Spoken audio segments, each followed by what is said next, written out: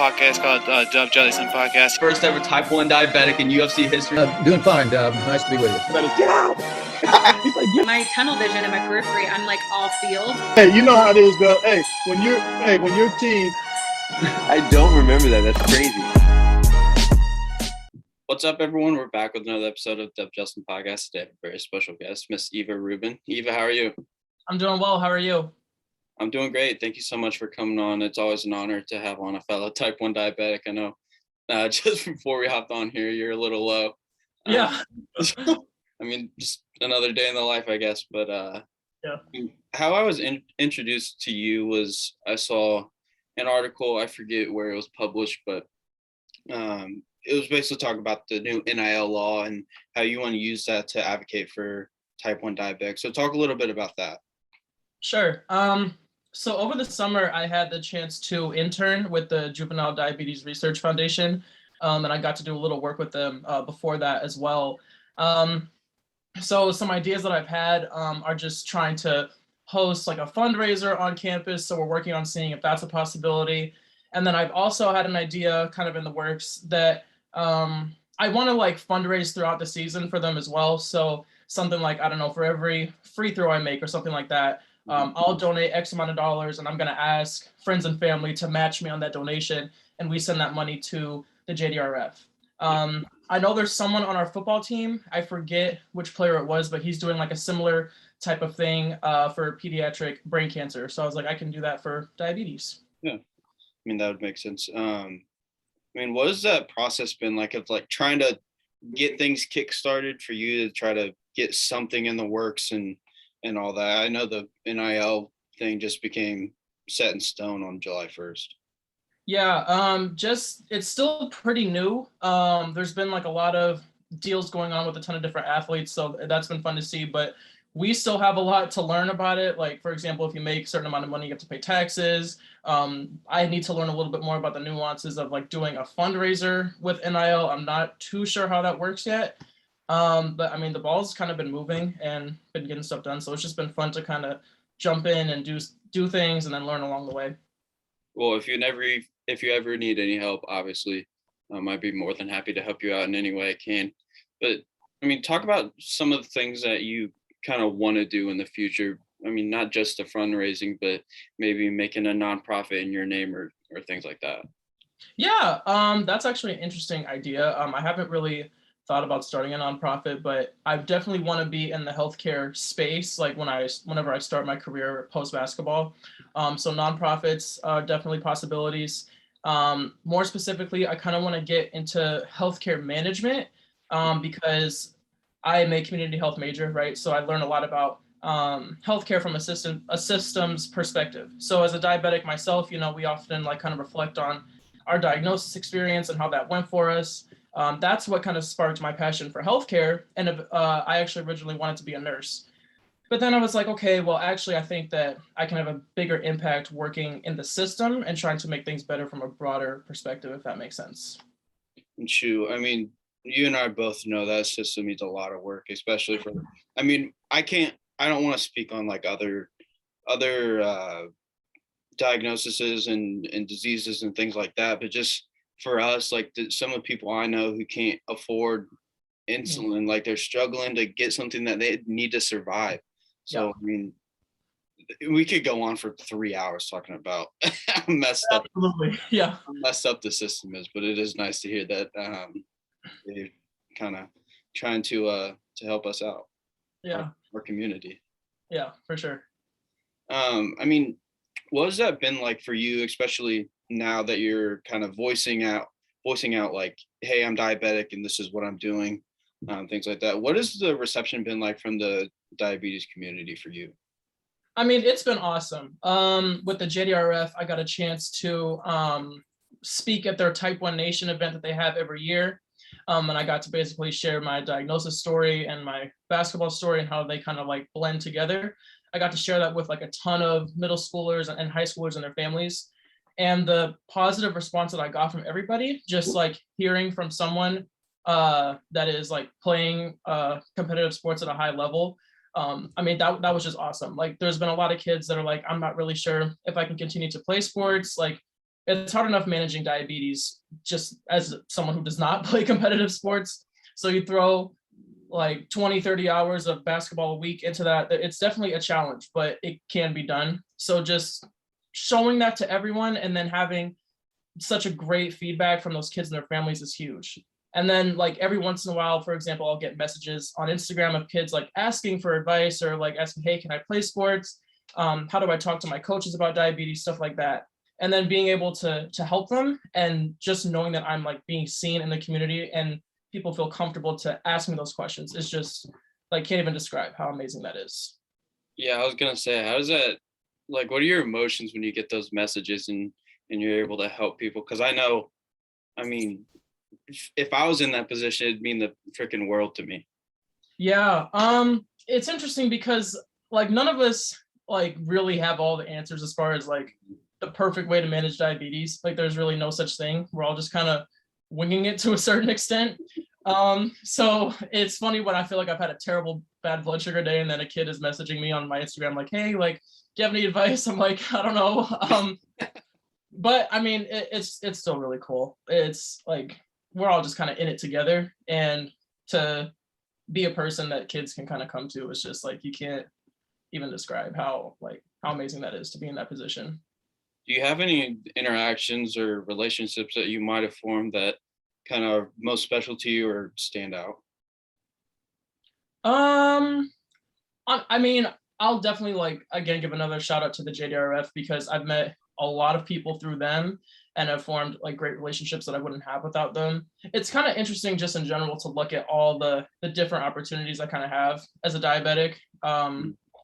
Because as much of a hindrance as it can be, it's really nice to look at all the positive things that have come out from it.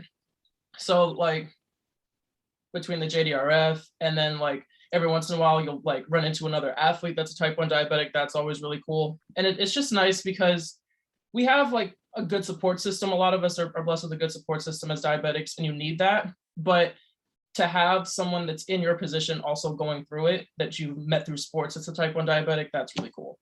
I mean, especially for athletes like you, I mean, I'm sure that means the world, but just other people, like I don't play any sports, obviously. I'm in school just as a student, but other diabetics, like I don't know any other diabetics at Purdue, which has been kind of hard. But I mean, I haven't reached out a whole lot, to be honest, but yeah, no, sir. Just to have people like that I've met through Instagram or social media and things like that, just to like talk to, and they can actually relate to you. Yeah. Because like if you're telling someone, I'll do my blood sugars high, I feel awful right now. They're like, whoa. Yeah. Like they don't know. Yeah. They have no idea. Yeah.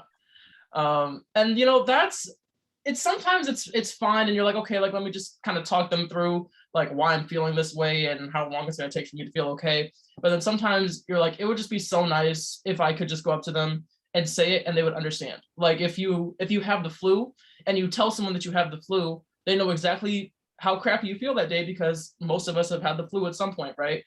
But with diabetes, it's like we're very few and far between. So there's always that frustration of having a low blood sugar or a high blood sugar at like the most inconvenient time and having to explain to people kind of what you're dealing with while you're trying to fulfill an obligation or show up where you're supposed to show up. There's always diabetes in the background, just kind of messing things up for you sometimes. Okay. I mean, at least a few times a semester, my Dexcom will go off in class. And I'll have to be like, hey, sorry, that's what it is. But I mean, it's just, I don't know. When I get low though, like I don't want anybody around me. I'm like, just get away. Yeah. Let me calm down for a second. and then you can come talk to me in like 15 minutes. Yeah, no, that's funny because I have a really good relationship with our athletic trainer, and she's just been so helpful with helping me manage my diabetes and being able to practice and play. But it's like when I have a low blood sugar, she sometimes realizes it before I do because I'll just be sitting there like in a bad mood, like looking tired during practice. And she's like, Eva, go look at your Dexcom. I'm like, okay. And then I go look and I'm like, Autumn, I need food. She's like, okay. So she's like one person I have that doesn't have diabetes, but like has been around me and like kind of done her research. So she is familiar enough with it. So that's a big help. Mhm. And I read in that article, that same article I talked about earlier, I mean, you guys had that like card system. Yeah. What about that? Because I found that really interesting. So she uses the Dexcom Follow app to look at my blood sugar on her phone. So my blood sugar's on my phone, obviously during practice, but I'm not looking at it. So she's looking at it. And then if it's kind of trending up, then it'll be like a yellow card with an upward arrow, just so I can kind of look over and be like, okay, let me drink some extra water, like go take a bolus when I have a second, and then I can just hop back in. Or if it's way too high or way too low and I just like am clueless to it, which I often am, then she can just kind of throw up a red card and I'll see it. I can find a sub and get somebody to hop in the drill, hop in the rep for me, and then I can step out and kind of just handle whatever I need to handle without her having to like kind of figure out a time to pull me aside. So it's really convenient. Mm-hmm. And I mean, do you guys kind of do the same thing for games, or how does that work? For games, so games are slightly easier in a sense because there's a lot more like stoppage of play than practice. Like in practice, we're kind of just going from drill to drill to drill to drill. If we're just moving, we have a couple water breaks, but like for the most part, it's just like a constant like motion.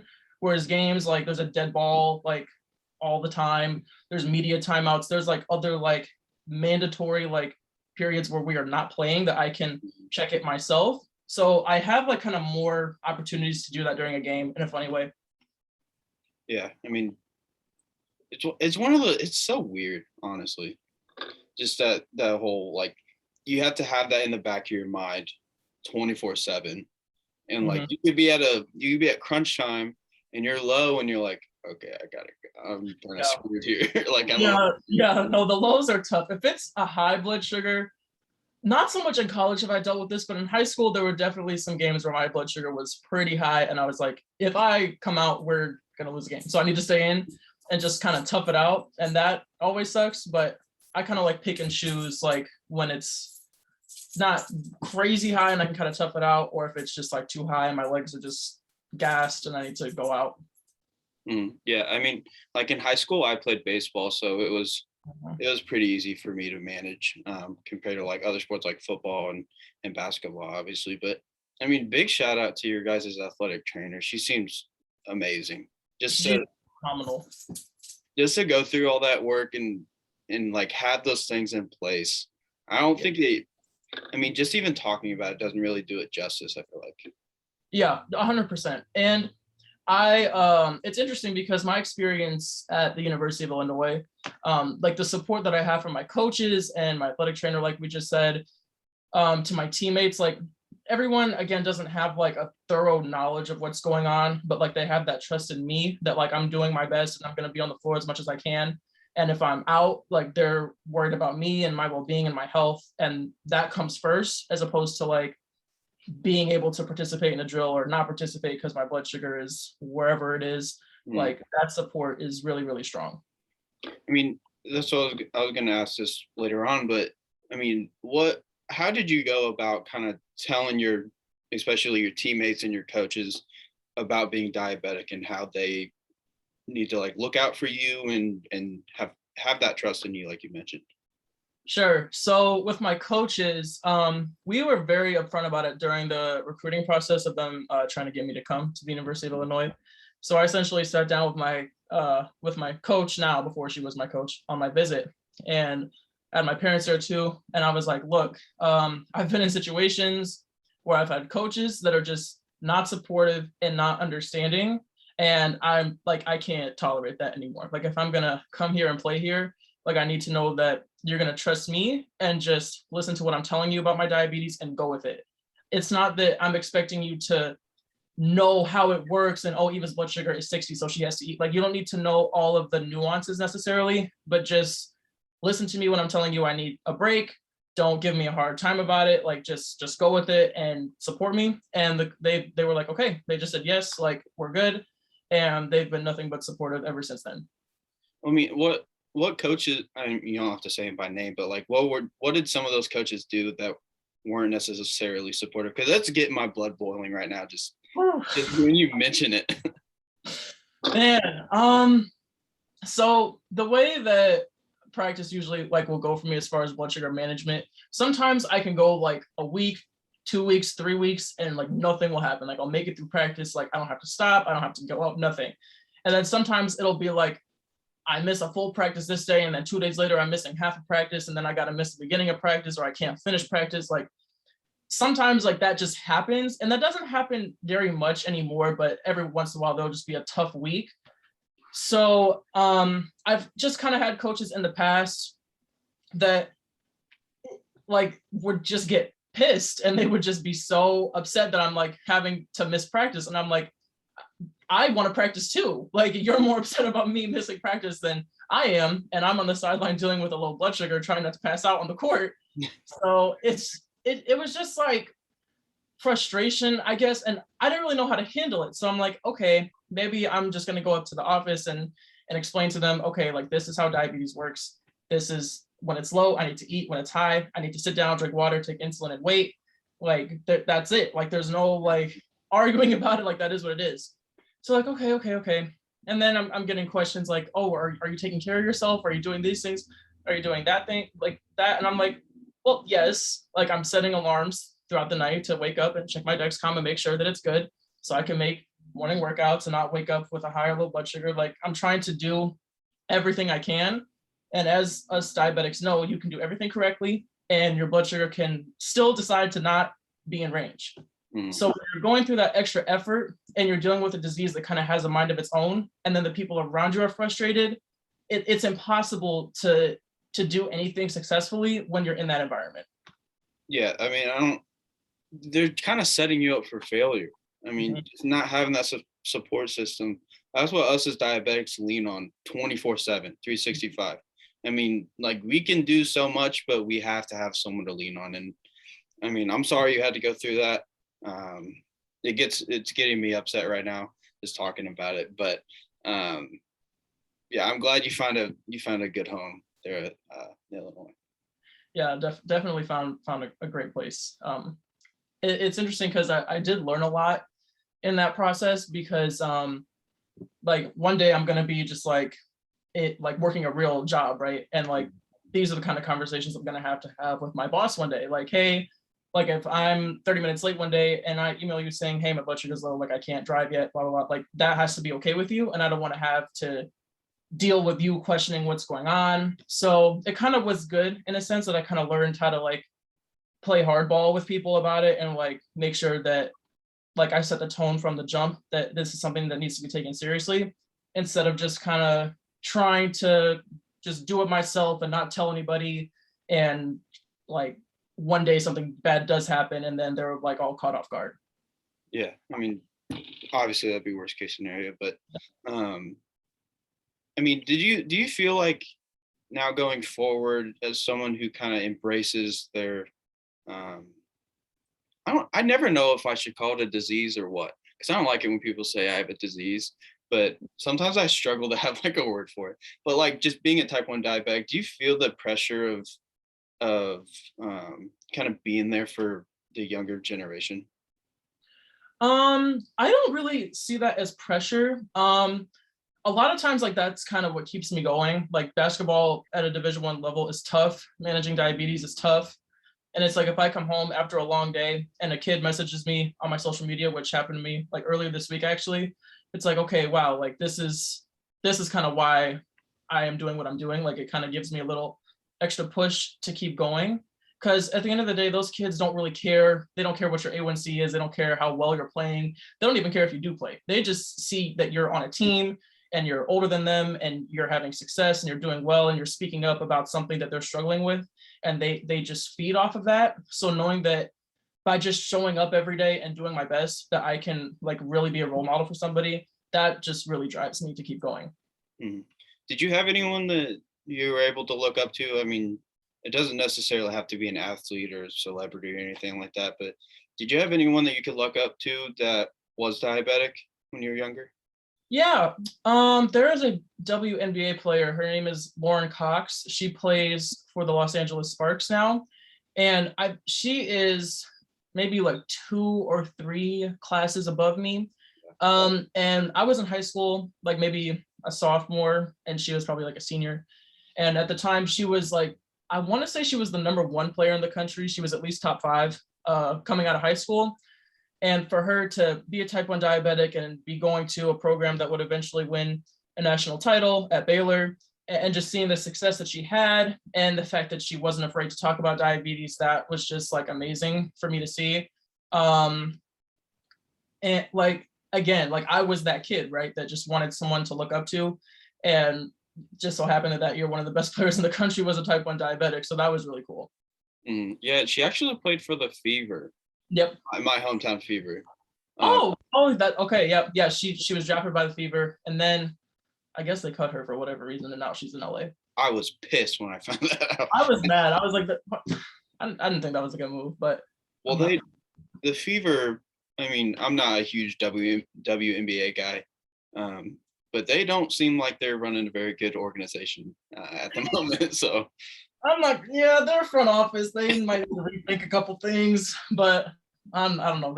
I don't get paid the millions of dollars to make those decisions, so it's not on me. But yeah, they've been struggling for a little bit. But yeah, I mean, so you were diagnosed at 13, so you kind of had those few years to try to find someone to look up to. Yeah. I was 3 when I was diagnosed, so I've lived my whole life with it. And I mean, it took me a long time to find someone to look up to. And then, because I didn't really know, like there wasn't that social media presence for a lot of athletes. So it was just like what they're telling you on the broadcast or ESPN or whatever. Yeah. But like I got the chance to meet Jay Cutler at a JDRF event. Nice. When he came here. It was right when he got traded to the Bears. So that was huge for me. And then, I mean, just recently within the last, I would say like year and a half, I've become really good friends with Jordan Williams, who's the first diabetic in UFC history.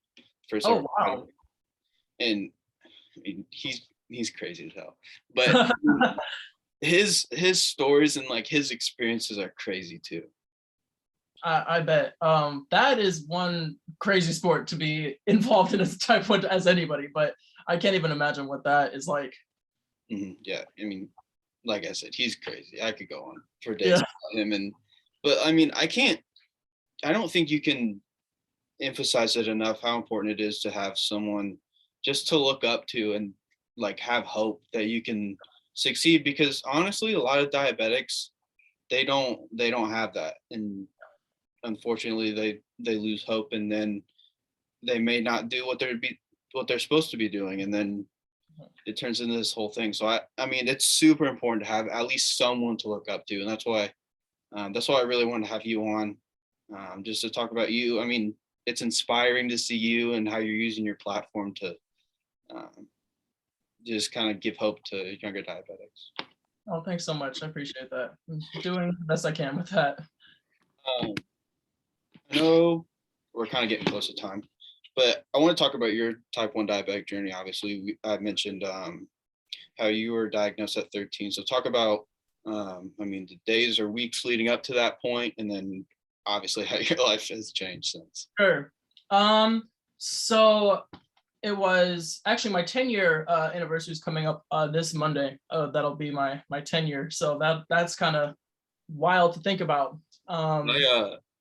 Sorry to cut you off, but my 18-year is on the 18th, so next Saturday.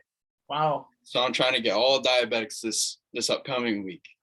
Awesome. Okay. So yeah, September's a big month for me, obviously. But yeah, so obviously this is like kind of the beginning of school-ish. So I'm in middle school during this time. And you know how in middle school, like a lot of teachers will give out bathroom passes, so the kids aren't just like going to the bathroom every day, like you have a certain amount for the quarter. I used all of them for every class in like maybe a week, maybe a week and a half. So I was stressed out. I was like, oh my gosh, like I literally have to go to the bathroom every hour on the hour. I'm not going to be able to go for the rest of the semester because I used all my passes, and I was extremely thirsty, right? So some of my teachers were just like kind of jerks, and they were like, oh, I don't want any water bottles in my class. They're a distraction. So I'm like parched and having to run to the bathroom. I'm just like, this is crazy. Like, I don't understand what's going on. And then I lost a ton of weight, and I'm in 7th grade. lost 20 pounds in 2 weeks, and I did not really have 20 pounds to lose back then. So that was I was very skinny. If I lost 20 pounds now, that, I wouldn't complain about it. But back then it was like that's like something is off. So my mom made me an appointment. I remember it was supposed to be on Thursday, and I came home after school. I think it was like Monday I came home, and she was like, no, we're going tomorrow. Like, something is wrong. Like, we're going to go to the doctor tomorrow. And they were like, well, thank goodness you came today, because if you waited till Thursday, you might have been in a coma at that point. I think my blood sugar was like 700 something, if I remember correctly. So I was diagnosed what day actually was it? Let me check, because I always forget the date. Yeah, September 13th. So drove to the hospital, missed my middle school basketball tryout while being in the hospital. And that was really, really tough for me, because that was my first school tryout. And I was a kid, like, I was always really tall, right? So I'm like 6 feet tall as a girl in 7th grade, and kids are like picking on me and stuff. And I'm like, I can't wait to play basketball, because then they'll see how good I am, and then everyone will leave me alone.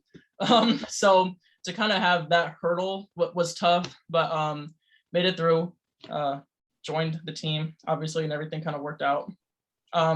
Another story that I kind of like to tell people about, like, an adversity I had, was my A1C was like 11 or 12 point something around the time that I wanted to get my license.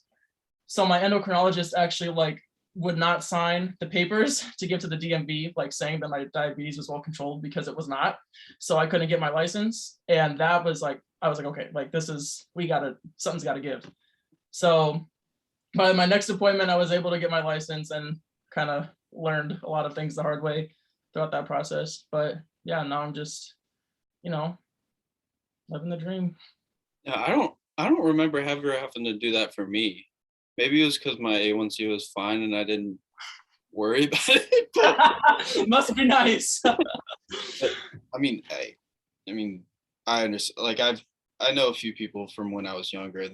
When we were younger, their A1Cs were always really high, and like mine's been. I kind of hover around like the 9, or I did previously, but now I've gotten mine down to like 7. I forget what it was the last time, like 7.3 maybe. Yeah. So something like that. But I mean, yeah, I mean, so for me, obviously, like I mentioned, I was diagnosed when I was 3. So I don't remember life before it. Like, what is that realization when you're sitting in that hospital bed or wherever you were, and they're like, oh, you have diabetes, and you're like, what the hell is that? So when they came in and told me, I kind of like started laughing at first, because I was like, am I like one of those people? Because we had a type 1 diabetic in my class, and she was always talking about my diabetes. I was like, okay, this girl's diabetic, great, like no one cares. But now I'm like, oh, okay, now I'm diabetic too. So now what are we gonna do? So I'm like, I don't know if I can play basketball. I don't know if I can eat my favorite foods. I don't know what's going on. So actually every year on my anniversary of my diagnosis, like, I always make it a point to go get Krispy Kreme donuts, because I was like, what came to mind, like, no more donuts for me. But then obviously I learned, like, no, you can pretty much eat whatever you want. So I always get donuts on my diabetes anniversary. I always get the new Madden game on my anniversary. Oh, okay, that's cool. Like, literally every single year, my mom gets it for me. Oh, that's awesome. That's a lot more high value of a product than what I have my mom get me. I need to repeat this. I'll ask her for something, since it's my first decade. Yeah, I mean, you gotta celebrate. You made it this far. And, yeah. Unfortunately, a lot of diabetics have a lot of issues, and but you seem to have beaten all those. One thing that I don't really get is how you can go so long.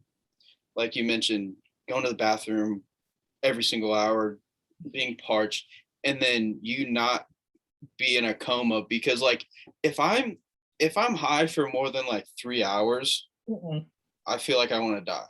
And so I don't understand how you can go from that point, and then a lot of people are saved and get the diagnosis, and then they get help, obviously. But yeah, I don't know.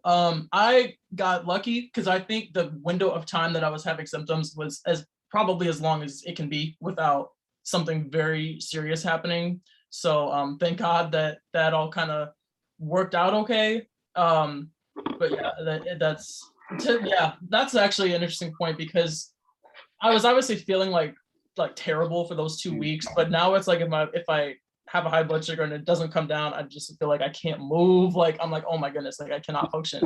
So it's crazy to think about how I was just like living my life, like drinking 3 gallons of water a day for 2 weeks. Like, okay, like maybe this will just stop sometime.